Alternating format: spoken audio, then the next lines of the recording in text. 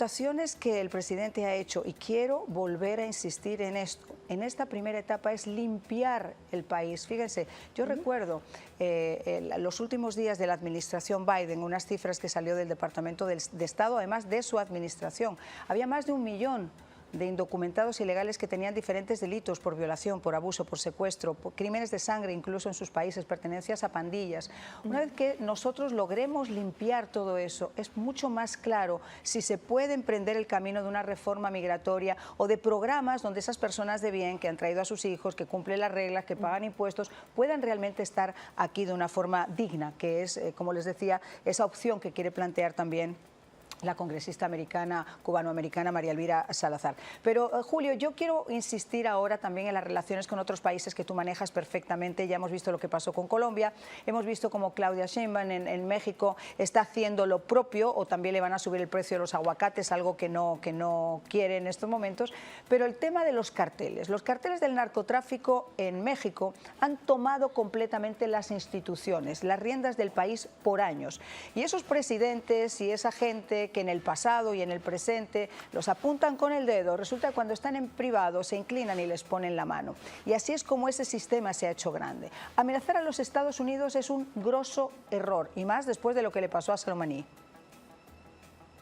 Es así. Primero, hay que entender que el narcotráfico y su negocio está estrechamente ligado al socialismo continental.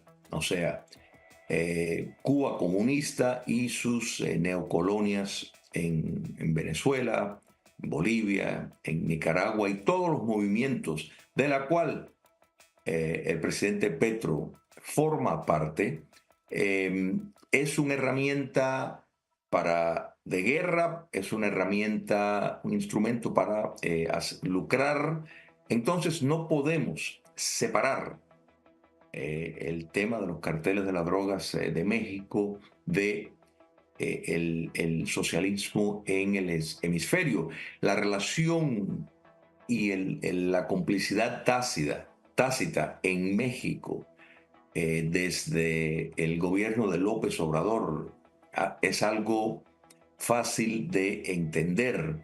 El papel que los carteles de la droga han jugado en toda esta licencia que, por ejemplo, en el contexto castrista, que la salida de los cubanos dio a la solución para domesticar la rebelión del 11 de julio, de unos años atrás, donde se pactó con el dictador nicaragüense y, por supuesto, contó con el apoyo del presidente López Obrador.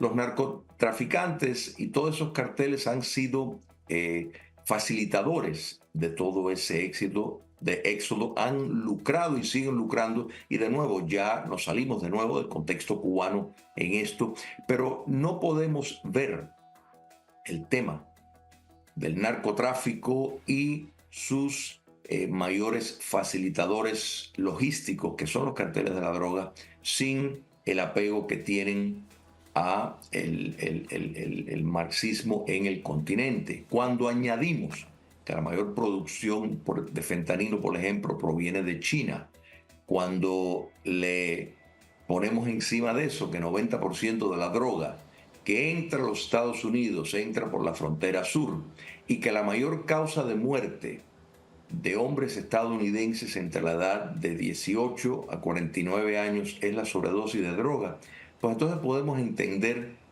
que sin lugar a duda es un mecanismo para subvertir el orden en los Estados Unidos. Y el hecho que el presidente Trump haya categorizado a los carteles de la droga como una entidad de terrorismo doméstico le da un terreno necesario a las fuerzas públicas estadounidenses, incluyendo las Fuerzas Armadas, para que tomen las medidas que tengan que tomar.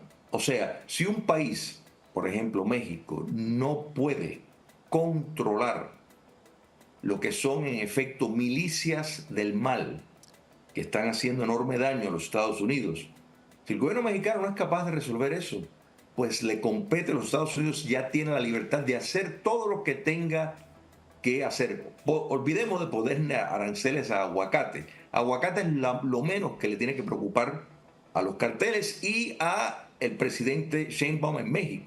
Si ellos no son capaces de mantener el orden en su país, se van a tener que acatar las consecuencias, claro, es que, porque los Estados Unidos ya se cansó de permitir que entidades desde suelo extranjero estén conspirando para Julio, el problema causar que hay, enormes daños a la sociedad de nuestro país. Perdón, el problema que hemos tenido serio con México es que durante mucho tiempo esto lo han permitido, y cada vez que uno de los carteles decía voy a convertir México en un baño de sangre, obviamente el mundo reaccionaba. Ahora, tenemos casos concretos de cómo es la actitud que va a tomar esta administración.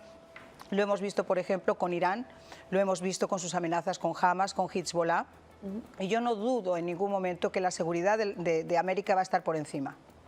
No, absolutamente, y no es solo porque vamos a por fin utilizar los recursos que nosotros tenemos para el problema. Por ejemplo, utilizar a nuestras Fuerzas Armadas para que vayan, en vez de servirle a los intereses de otros países, por otros globalmente, que vayan a asegurar nuestra frontera. Absolutamente. Estamos usando los recursos que desafortunadamente se han despilfarrado por todas partes, excepto para proteger a nosotros los americanos. Así que, por ejemplo, llevar las Fuerzas Armadas a la frontera, ayudar a que las fuerzas locales de policía colaboren junto a ICE, el departamento de ICE, en vez de estar haciendo dos cosas diferentes, o que los políticos demócratas le estén diciendo a sus policías que no colaboren con las fuerzas federales.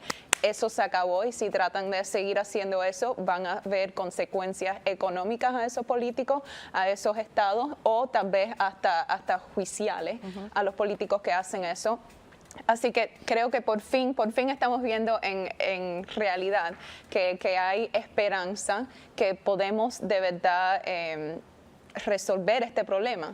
Y más que eso, también el pueblo americano no es un pueblo que le pueden amenazar así. Nosotros también sabemos cómo defendernos.